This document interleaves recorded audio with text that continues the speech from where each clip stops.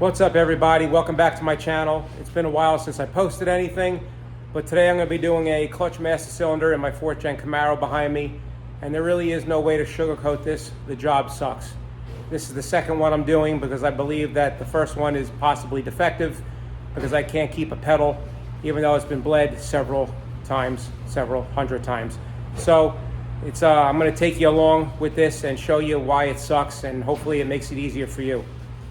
Okay, so believe it or not, the not so hard part is getting that clip off right there, which holds the rod onto the clutch pedal, and then the 2 bolts right there. That's the easy part. Then when we get to the outside of the car is when it gets a little more difficult. So there's the clip. That was really easy. Okay, these are 13mm bolts, nuts I should say.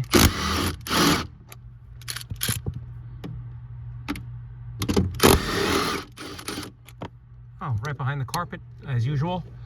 Now, before I get into the car itself, I just want to show you what I recommend as far as a replacement clutch master cylinder. This one is a GM Performance Parts, and I got it from Summit. And you can buy this in pieces, actually, but I got it together. It comes with, this one came with the reservoir, and it comes with the braided pressure line. And I highly recommend it this way because it's very likely that it's going to come charged with fluid. This one is full and it's already pre-bled, so it helps to eliminate the possibility of you thinking, well, do I still have air in the system? So this has already got fuel, brake fluid in it, all the way from the reservoir to the braided line. So I definitely recommend this. Okay, so remember I said this was a shitty job? Well, you see that steel braided clutch line right there? There it is, underneath the brake booster. You can't see it, you can only feel it, and you have to do it all by feel. Make sure you undo your clutch master cylinder. It just has a plastic clip holding it in, and then it slides in with a tab on the other side. Okay, so here's where your clutch line locks into the slave cylinder. So you want to push this little white nylon sleeve in, and it will release the clutch line. You might have to put a pair of pliers on this to turn it to get it out. And also be careful that you don't break this, because you can't buy this nylon sleeve separate. Mine is already broken, but it comes with a new clutch line. So I'm going to push this in and then pull the line out. And they do sell a tool for this, believe it or not, so it doesn't mark up the plastic.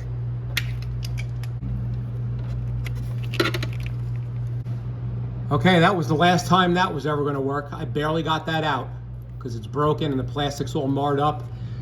So then you just want to take those 2 7mm bolts off. That'll remove this heat shield, and the clutch line is behind that. So this is the U-bolt that holds it in. Now when you reach down under the brake booster to pull this out, try to pull it out square, because if the threads get caught on the firewall, the sheet metal of the firewall, it jams itself in there and makes for a more difficult job. And now also, when removing it, you can see it down there. The trick is to move it forward and towards the exhaust manifold. So you see I have it on an angle kind of right underneath the steering shaft. So it needs to go in that direction to slip it out. Also,